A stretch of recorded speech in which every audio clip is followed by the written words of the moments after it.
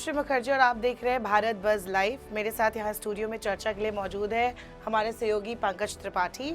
और आज का जो विषय है वो काफ़ी देखा जाए तो गंभीर है, क्योंकि पिछले काफ़ी दिनों से अगर आपने एक बयान देखा होगा, आपने भी देखा होगा कि जिस तरीके से मुख्यमंत्री योगी आदित्यनाथ सभा को संबोधित करते हैं और वो एकदम से कहते हैं कि बांग्लादेश में जिस तरीके से हिंदू, खासकर दलित और हिंदू, वो बार बार उसे रिपीट करते हैं कि उन्हें जिस तरीके से प्रताड़ित किया जा रहा है, उनको जलाया जा रहा है, उनके घरों को जलाया जा रहा है। इन सब के बाद लोग चुप्पी साधे हुए हैं, वो लोगों को घेरते हैं। तो पहला तो मेरा आपसे यही सवाल है कि इस चीज़ को आप कैसे देखते हैं कि उत्तर प्रदेश के मुख्यमंत्री एक दूसरे देश के हालात पर खुलकर टिप्पणी कर रहे हैं, और आज से नहीं, वो पिछले काफ़ी समय से इस पर बोल रहे हैं, उनके बयान सामने आ रहे हैं। तो इस चीज़ को आप कैसे देखते हैं? देखिए अनु, हमें समझना होगा कि बांग्लादेश में 12 तारीख को चुनाव है, 12 फरवरी को। बांग्लादेश का चुनाव इसलिए इस बार का अहम चुनाव है क्योंकि बांग्लादेश में जो हिंदुओं पर ख़ास तौर से शेख हसीना के एक्साइल के बाद, उन्हें देश से हटाने के बाद और जिस तरह से भारत में उन्हें शरण मिली, उसके बाद लगातार जो घटनाएं आ रही हैं हिंसा की, वो हिंदुओं के खिलाफ हिंसा की घटनाएं आ रही हैं। और ऐसे तमाम ऐसी घटनाओं की एक पूरी सीरीज़ है जो लगातार वहाँ पर अंजाम दी जा रही है, और उसमें कट्टरपंथियों का हाथ है। और उन्हें लगातार ये खबरें आ रही हैं कि उन्हें लगातार पाकिस्तान से जो है वो सपोर्ट मिल रहा है, या जो भी ऐसी एक्सट्रीमिस्ट हैं, जो भी कट्टरपंथी हैं, उनसे उनको जो है वो उनकी शय मिली हुई है। उस चीज़ को लेकर अभी जैसे सरकार ने जब एनआरसी लागू किया था इन्होंने, तो इन्होंने कहा था कि भाई जो हिंदू हैं पूरे एशिया में, जो भी हिंदू अलग अलग देशों में, खासतौर से बात जब वहाँ हो रही थी वहाँ अफगानिस्तान, पाकिस्तान और बांग्लादेश की थी, कि वहाँ के जो हिंदू या सिख अल्पसंख्यक जो वहाँ अल्पसंख्यक हैं, वो जो परेशान हैं, उनके खिलाफ जो हिंसा होती है, तो उन्हें कम से कम भारत में नागरिकता दी जानी चाहिए। इस पूरे मुद्दे पर बड़ा हंगामा हुआ था। योगी आदित्यनाथ लगातार इस बात को इसलिए कह रहे हैं क्योंकि अभी हमने देखा था कि जो लास्ट में अभी एक नारा भी उन्होंने दिया था कि बटोगे तो कटोगे। हाँ। तो ये मैसेज सिर्फ और सिर्फ बांग्लादेश के लिए नहीं है, ये उन सारे हिंदुओं के लिए है जो इस एशिया में कम से कम इस तरह की जो मजहबी हिंसा का जो शिकार हो रहे हैं वो है। दूसरा, जहाँ तक बात है कि एक कम्युनिटी को लेकर कहने का, हाँ, कम्युनिटी में उन्होंने कहा है कि भाई अगर अभी उन्होंने कल भी एक बयान दिया था कि कायदे में रहोगे तो फायदे में रहोगे, और उन्होंने पर्टिकुलरली कहा कि भाई कयामत के दिन की जो उन्होंने बात की है, उन्होंने इसीलिए कहा है क्योंकि है क्या कि कट्टरपंथी जो है वो इस तरीके से जो अपनी कम्युनिटी के लोगों का ब्रेन वॉश करते हैं। वो बोलते हैं कि कयामत के दिन एक ऐसा दिन होगा कि उस दिन सारे लोग जितने भी हैं वो सब जिंदा हो जाएंगे। मतलब ये सब बहुत अतार्किक बात है और नॉन साइंटिफिक बात है। लेकिन योगी आदित्यनाथ का जो कहना है, तो हमें ये समझना होगा कि वो बांग्लादेश को सीधे मैसेज नहीं, वो मैसेज दे रहे हैं हिंदुओं को, वो चाहे हिंदू पाकिस्तान का हो, अफगानिस्तान का हो, भारत का हो या फिर बांग्लादेश का हो। उन्होंने कहा है कि हिंदुओं को एकजुट रहना है। वो ये नहीं कह रहे हैं कि आप हिंदुओं को हिंसा करनी है, वो कह रहे हैं कि जो आपके खिलाफ हिंसा हो रही है आप बटिए मत। जब आप एकजुट रहेंगे तो आप कम से कम अपनी लोकतांत्रिक सरकार चुन सकेंगे, वो सरकार जो सबको साथ लेकर चलती हो, ना कि किसी पर्टिकुलर कम्युनिटी के खिलाफ हिंसा की बात करती हो, जैसा कि यूनिस और उनके सारे कट्टरपंथी साथी ये बात कह रहे हैं। तो योगी यूपी के जो मुख्यमंत्री हैं वो इसलिए कह रहे हैं क्योंकि भारत में जितने भी मुसलमान रहते हैं उसमें सबसे ज़्यादा संख्या यूपी की है। यूपी में जितने मुसलमान रहते हैं पूरे भारत में मिलाकर भी उतने नहीं रहते हैं।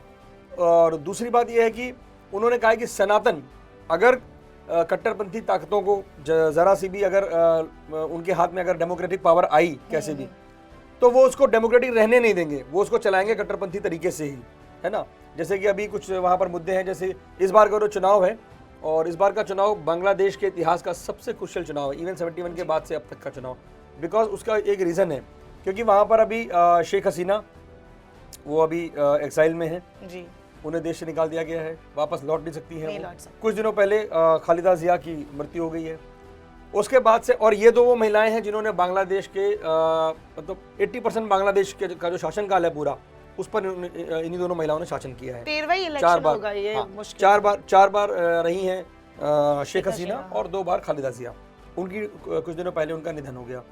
अब ये इलेक्शन पूरी तरीके से आप देखिए कि एक बांग्लादेश जहां जिसकी पहचान होती थी कि भाई वहाँ का सबसे बड़ी जो लीडरशिप है वो कौन है, तो खालिदा जिया और शेख हसीना। अब वहाँ पर आज की तारीख में बड़ा तो छोड़िए, छोटे लेवल पे भी कहीं देखने को नहीं मिल रहा कि कोई छोटे छोटे लीडर्स मतलब असेंबली लेवल पे या ज़िले लेवल पे या राज्य लेवल पे कोई हो। तो एक तो ये हो गया, तो महिलाएं बहुत चिंतित है वहाँ की। तो क्या ये अफगानिस्तान की राह पर है अब बांग्लादेश? आप कुछ देखिए, अफगानिस्तान की राह पर इसलिए कह सकते हैं क्योंकि जो एक्सट्रीमिस्ट इस चुनाव में सबसे बढ़ चढ़कर हिस्सा ले रहे हैं उसमें जमात इस्लामी भी है। उसका साफ कहना है कि बांग्लादेश की जो महिलाएं हैं वो सिर्फ और सिर्फ घर पर रहें, वो बच्चे पैदा करें, जनसंख्या बढ़ाएं, जो कि उनका एक नैरेटिव अलग टाइप का रहता है। प्लस जो वर्किंग महिलाएं हैं उनको लेकर उन्होंने ऐसी बात कही है जिसे हम यहाँ पर कह भी नहीं सकते हैं। उन्होंने उनकी तुलना बहुत ही जो है अलग तरीके के समाज से की है। तो आप समझिए कि और अफगानिस्तान में तो जाहिर सी बात है, जो अफगानिस्तान की महिलाएं थी, जब अफगानिस्तान में पूरा ये सरकार चेंज हुई और यूएस ने वहाँ से जो हैंडओवर किया, उसके बाद से सबसे ज़्यादा जो तकलीफ हुई, सबसे ज़्यादा जो एक सीन से गायब हुई, वो महिलाएं थी। सबसे बड़ा नुकसान उन्हीं का हुआ। और महिलाओं को देखिए, जो भी लोग जमात इस्लामी समेत जो भी ऐसे लोग महिलाओं को समझते हैं कि वो सिर्फ उन्हें सिर्फ जनसंख्या बढ़ानी है, आप ही समझिए कि वो अब एक वर्कफोर्स होती है ना, एक महिला एक पुरुष है, काम में अगर दोनों बराबर हैं। हमारे यहाँ देखिए देश में और दुनिया में, सिर्फ भारत में, दुनिया में महिलाएं कहाँ से कहाँ तक पहुँच चुकी हैं। तो अगर आप महिलाओं को रोक रहे हैं इस तरीके से, है ना, डरा रहे हैं, धमका रहे हैं, तो फिर एक तरीके से आप उस अपने फोर्स को, अपने वर्क फोर्स को, आप एक टैलेंट को आप दबा रहे हैं। आप सिर्फ महिलाओं को घर में नहीं कैद कर रहे हैं, आप उन महिलाओं के टैलेंट के लिए आप कब्र खोद रहे हैं। दूसरा ये है कि एक वहाँ पॉपुलेशन का बड़ा इशू है कि भाई जो माइनॉरिटीज़ है वहाँ, क्योंकि वहाँ हिंदू माइनॉरिटीज़ में है, हिंदू अल्पसंख्यकों के खिलाफ इतने लगातार जो हमले हो रहे हैं, लगातार हिंसा और ऐसी घटनाएं, मुझे लगता है कि शायद मतलब मैंने अभी पिछले 22 साल के करियर में कभी इस तरह से नहीं देखा कि किसी देश में सरेआम फांसी पर लटका दिया जाए, किसी को जला दिया जाए। मतलब हिंसाएं होती हैं, तमाम जगह होती हैं, दुनिया में हर कोने में होती हैं, हमारे यहाँ भी होती है, लेकिन ऐसा कहीं नहीं होता कि पूरी की पूरी एक जमात, मतलब हजारों लाखों लोगों की भीड़ किसी एक हिंसा को सपोर्ट कर रही हो। वहाँ अगर 4 लोगों में मारपीट होती तो आज भी लोग बचाने आते हैं, वो भले किसी कम्युनिटी के हों, और छोटी मोटी घटनाएं हर जगह होती हैं।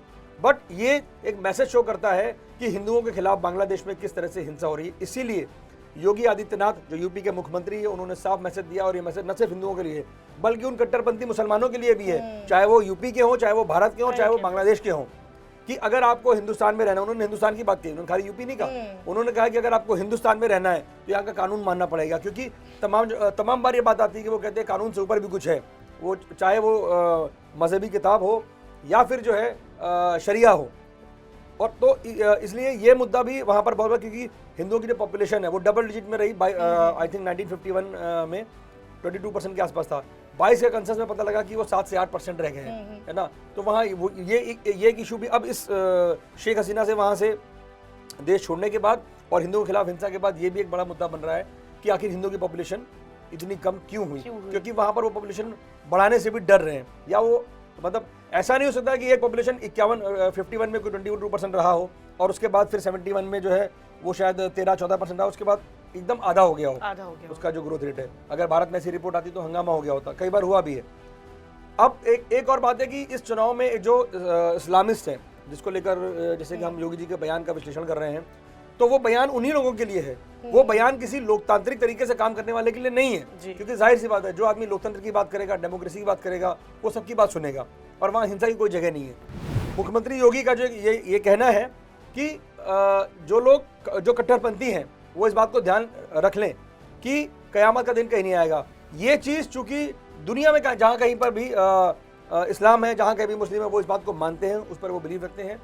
इस समय योगी जी का ये कहना, वो यहाँ से बांग्लादेश तक का ये मैसेज है क्लियर हिंदुओं को कि भाई आपको एकजुट रहना है, आप ऐसी सरकार चुनिए। ये एक साइलेंट मैसेज उनका कि भाई आप एकजुट रहिए। जब आप एकजुट रहेंगे तो आपकी लोकतांत्रिक ताकत दिखेगी कि आपकी कितनी हिस्सेदारी है, जितनी जिसकी भागीदारी उसकी इतनी हिस्सेदारी वाला जो नारा है कि भाई आप कम से कम एकजुट रहेंगे तो आप गुटों में नहीं बटेंगे। आप गुटों में नहीं बटेंगे तो आप वो सरकार चुन पाएंगे, वो अपना नेता चुन पाएंगे जो नेता कम से कम आपको सुरक्षा दे सके, है ना, और आपको एक डेमोक्रेटिक माहौल दे सके। उसके अलावा उन्होंने कट्टरपंथियों से कहा है कि क़यामत का दिन नहीं आएगा। तो क़यामत का दिन नहीं आएगा इट मीन्स कि आप कानून के हिसाब से चलिए, सिर्फ अपनी मनमर्जी मत कीजिए। और हिंदुओं के खिलाफ हिंसा को लेकर उन्होंने उन लोगों पर सवाल उठाए हैं जिनको कहते हैं ना कि भाई जो एक छोटी सी हिंसा को लेकर जो सोशल मीडिया पर रील बनाते हैं, एक्स पर पोस्ट करते हैं, फेसबुक पे शोर मचाते हैं, ये उनके लिए मैसेज था कि भाई अगर आप हिंसा तो हिंसा होती है, चाहे वो किसी खिलाफ भी हो, ठीक है। अगर हिंसा कहीं आपको दिख रही है कम्युनिटी के खिलाफ हो रही है, और हिंसा कम्युनिटी के खिलाफ कभी नहीं होती है, हिंसा किसी भी इंसान के खिलाफ होती है। तो चाहे वो हिंदू हो, चाहे वो मुस्लिम हो, चाहे सिख हो, ईसाई हो, कोई हो, किसी इंसान के खिलाफ हिंसा का समर्थन कोई नहीं कर सकता है। लेकिन जो उन्होंने सवाल मुख्यमंत्री योगी ने उन पर उठाए हैं कि जब हिंदुओं पर हिंसा होती है तो वो शांत रहते हैं, ना कोई ट्वीट, ना कोई आवाज़, ना कोई वीडियो, ना ही कोई बाइट शेयरिंग, कुछ भी नहीं, और ना ही वो अफसोस जाहिर करते हैं कि किसी हिंदू पर ऐसा क्यों हो रहा है या किसी इंसान पर ऐसा क्यों हो रहा है।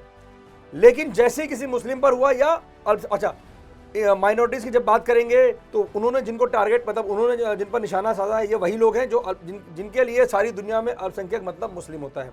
उसमें सिख नहीं है, उसमें जैन नहीं है, उसमें पारसी नहीं, उसमें कोई और नहीं है। उनके लिए माइनॉरिटी मतलब मुसलमान, ठीक है।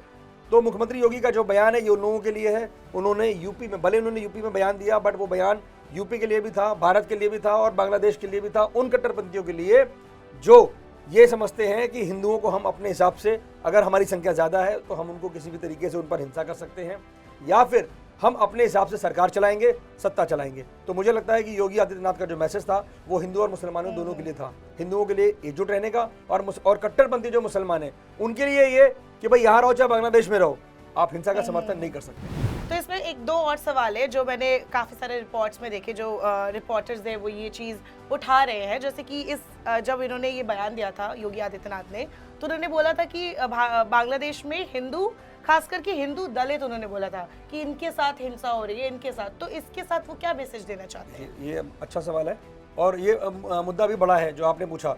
दलित की बात इसलिए हो रही है क्योंकि दलितों के नाम पर ही सारी राजनीति चल रही है विपक्ष की, और वो लोग जो सोशल मीडिया इन्फ्लुएंसर्स हैं जो नैरेटिव सेट करते हैं विपक्ष की ओर से, दलित पर कोई मुद्दा रहता है, अगर किसी के साथ हिंसा हुई है और अगर वो दलित है तो फिर ये देखिए उन्होंने दो चीजें कही हैं।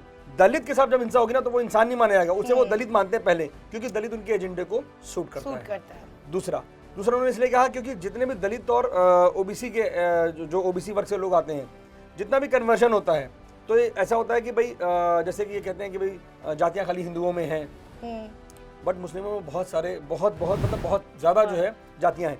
उसमें भी जो दलित और पिछड़े वर्ग के लोग हैं उनको भी यहाँ पर, जैसे आप अगर ये कहें कि यहाँ पर ये रिजर्व कोटे में आते हैं, तो मुस्लिमों में भी जो दलित और पिछड़ा वर्ग से आने वाले लोग जो कन्वर्ट होते हैं तो मुस्लिमों में उनको भी बहुत नीचे कैटेगरी पर रखते हैं। तो उन्होंने कहा है कि जैसे और मीम और भीम भाई भाई वाला जो नारा चलता है, तो इसीलिए उन्होंने कहा कि ये दलितों का बड़ा समर्थन करते हैं, दलितों की आवाज़ उठाने का दावा करते हैं, लेकिन वहाँ एक दलित की हत्या हो रही है, चूंकि दलित हिंदू की हत्या हो रही है, हिंदू दलित की हत्या हो रही है, इसलिए ये जो है वहाँ पर चुप है। दलित की वजह से चुप नहीं है, चूंकि वो हिंदू है इसलिए चुप है। ये चीज़ है जी। एक और चीज़ कि क्या इन सब का, अच्छा इन सब नैरेटिव का उत्तर प्रदेश, क्योंकि 2027 में चुनाव है, क्या कोई असर पड़ेगा? क्या इसका कोई मोटिव है? योगी आदित्यनाथ प्लान सेट कर रहे हैं, कोई ऐसा भी कुछ है? देखिए, योगी आदित्यनाथ का प्लान शुरू से सेट है, वो उनकी बॉडी लैंग्वेज से, उनके बयानों से और उनके जो एक्शंस हैं उनमें वो साफ दिखता है कि योगी आदित्यनाथ को लेकर जो उनका एडमिनिस्ट्रेशन है उसको लेकर एक बात बहुत क्लियर है कि वो कन्विक्शन के साथ करते हैं जो भी। मेरा ख्याल यूपी का कोई भी ऐसा मुख्यमंत्री नहीं रहा अभी तक, या देश में कोई भी ऐसा मुख्यमंत्री नहीं मैंने अभी तक देखा है कि जिसने कभी भी जो चीज़ सदन में कही उसी को सार्वजनिक मंच से कही, फिर उसी तरह की चीज़ें उन्होंने उसी तरह की चीज़ों पर एक्शन लिया, वैसा ही एक्शन लिया जैसा कहा गया, और उसके बाद उस एक्शन को एक्सेप्ट करने के बाद कि हमने ये कहा था, हमने ये किया और हमने देखिए ये कर दिखाया। तो इस तरह का जो कन्विक्शन है, तो मुझे लगता है कि शायद उसी चीज़ को फॉलो कर रहे हैं और उसमें कोई नया नैरेटिव नहीं है, क्योंकि योगी आदित्यनाथ सनातन की बात करते हैं और वो जब इस तरह की बात आती है, हिंदू और मुस्लिम की बात आती है, तो वो ये सबसे कहते हैं कि भाई हिंदू हो चाहे मुस्लिम हो, आपको सबको लॉ फॉलो करना है, लॉ अबाइडिंग सिटीजन होगा। बहुत सारे ऐसे जितने भी एनकाउंटर्स और हाफ एनकाउंटर हुए हैं उसमें बहुत सारे ऐसे लोग हैं जो जरूरी नहीं कि वो खाली मुस्लिम ही हो, तो उन्होंने कहा कि भाई लॉ, वो कहते हैं कि भाई लॉ आपको फॉलो करना पड़ेगा। और जब वो ये कहते हैं कि भाई आप इस चौराहे पर आप अपराध करेंगे, अगले चौराहे पर आपको यमराज मिलेगा पुलिस के रूप में, तो फिर वो किसी हिंदू या मुस्लिम के लिए नहीं कहते हैं, वो अपराधी के लिए कहते हैं। इसीलिए मैं कह रहा हूँ कि जो कहा रहा था कि भाई योगी जी क्या कोई नैरेटिव सेट कर रहे हैं, वो नैरेटिव सेट है ऑलरेडी कि भाई कानून के हिसाब से चलिए, और आपको कोई समस्या है तो आपके पास पुलिस है, प्रशासन है, शासन है, सारी चीज़ें हैं, आप मुख्यमंत्री को टैग करके लिख सकते हैं अपनी बात। तमाम ऐसी जनता दरबार लगता है, तमाम ऐसी चीज़ें जिनमें आप टैग करके सीधे अपनी बात कह सकते हैं। तो योगी आदित्यनाथ का एजेंडा जो है वो शुरू से, क्योंकि वो ऐसी पीठ से आते हैं, गोरक्षनाथ पीठ से आते हैं जो शुरू से गोरक्षा को लेकर और सनातन के मुद्दों को उठाती रही है, तो जाहिर सी बात है कि जो नेता अपनी कम्युनिटी खाली बात करते हैं और वो सिर्फ कम्युनिटी तक ही सीमित रह जाते हैं, तो योगी आदित्यनाथ चूंकि प्रदेश के मुख्यमंत्री हैं और अगर वो ये कह रहे हैं यहाँ से कि भाई अगर हिंदुओं के खिलाफ कोई आवाज़ नहीं उठा रहा है तो कम से कम हिंदुओं को अपनी आवाज़ उठानी होगी, उन्हें एकजुट रहना होगा, और जो कट्टरपंथी हैं वो कम से कम कट्टरपंथी सोच को त्याग दें, क्योंकि जाहिर सी बात है उन्होंने कभी ये नहीं कहा कि बांग्लादेश के हिंदू जाके मुसलमानों के साथ कोई हिंसा करें, बट उन्होंने कहा है कि भाई कम से कम अगर कोई भी इंसान मारा जा रहा है तो उसके समर्थन में आवाज उठाई जानी चाहिए, चाहे वो पाकिस्तान का हिंदू मारा जाए, चाहे अफगानिस्तान का कोई मारा जाए, या हमारे देश में अगर कोई ऐसी हिंसा होती है तो। जी, तो आई थिंक इतना आज के लिए काफ़ी है। और आज की चर्चा में सबसे एक और बयान है योगी आदित्यनाथ का जो आजकल बहुत वायरल हो रहा है, जिसमें उन्होंने कहा था कि एनकाउंटर में पुलिस क्या गोली मारे ना तो क्या खाए, तो वो बहुत वायरल हुआ बीच में। वही बात है, मैंने कहा ना, कन्विक्शन वाली बात है कि जाहिर सी बात है कि मैसेजिंग जो है वो साफ होना चाहिए, साफ होनी चाहिए। और दूसरी बात है कि जब प्रदेश का मुखिया जब ऐसे कड़े मैसेज देता है तो अपराधी अपराध करने से पहले एक बार सोचता है, क्योंकि देखिए अपराध दुनिया में कहीं पर भी कोई नहीं रोक सकता है, चाहे कोई भी आ जाए। अगर इस प्रदेश में 10 मुख्यमंत्री भी एक साथ काम करेंगे तो भी, क्योंकि जिसको अपराध करना है फिर उसका माइंडसेट अलग होता है। लेकिन जब कोई योजनाबद्ध तरीके से अपराध होता है, उस अपराध को रोकने के लिए एक माहौल तैयार होता है। वो माहौल ये होता है कि जब आप सड़क पर देखते हैं कि सड़क पर पुलिस ऐसे इंसाफ कर रही है, या एनकाउंटर अगर किसी ने किया है, किसी को मार दिया है या किसी की हत्या कर दी तो उसका भी एनकाउंटर हो जा रहा है, तब फिर जाके अपराधियों को थोड़ा सा डर रहता है। अदरवाइज अगर कोई दो लोगों में झगड़ा है तो उसको कोई नहीं रोक पाएगा, क्योंकि किसी को नहीं पता कि हमारे यहाँ की क्या राइवलरी है, वो कब कहाँ क्या कर जाए। बट अगर कोई एक अपराधी ऐसा है जो साजिश के साथ काम करना चाहता है या सड़क पर लूटपाट है, उसको मालूम है कि अगर मैं सड़क पर लूटपाट करूंगा तो जब मुख्यमंत्री का ये मैसेज है पब्लिकली, तो जाहिर सी बात है फिर पुलिस बहुत टाइट एक्शन लेती है। तो मुझे लगता है कि ये चीज़ें थोड़ा सा क्राइम कंट्रोल के लिए एक हद तक जो है वो ठीक है। तो फिर उम्मीद है कि बांग्लादेश में 12 फरवरी को चुनाव है, तो उस दिन मतदान होगा, देखा जाएगा कि शेख हसीना की जो सरकार गिरी उसके बाद यहाँ पर अब कौन सी सरकार आती है और किस तरीके के लोग सामने आते हैं, क्योंकि रिपोर्ट्स में ऐसा भी आ रहा है कि काफ़ी सारे जेनजी लोग भी इस इलेक्शन में हावी हो सकते हैं। तो ये सब देखने वाली बात होगी। देखना ये भी होगा कि इसका असर हमारे भारत पे क्या पड़ता है, भारत बांग्लादेश के रिश्ते पे क्या पड़ता है। तो ये सब बात की बात है। फिलहाल आपको अगर ये वीडियो अच्छा लगा हो तो इसे लाइक करें, शेयर करें, अपनी राय ज़रूर कॉमेंट बॉक्स पे दें ताकि हम उस पर भी चर्चा करें। और साथ ही एक चीज़ इसमें अनुश्री और जोड़ देता हूँ कि हमें ये भी देखना होगा कि बांग्लादेश पहले हमारा हिस्सा था और हमारा सबसे अच्छा पड़ोसी था राजनीतिक उसमें डिप्लोमेट रिश्तों के मामले में। ये पहली ऐसी बांग्लादेश वाली सरकार होगी जिस सरकार को लेकर सबसे बड़ा सवाल ये है कि क्या वो वहाँ के अल्पसंख्यक यानी हिंदुओं के लिए एक सेफ सरकार, सेफ माहौल दे पाएगी। जी नमस्कार। भारत बज़ लाइव, हर खबर में भारत।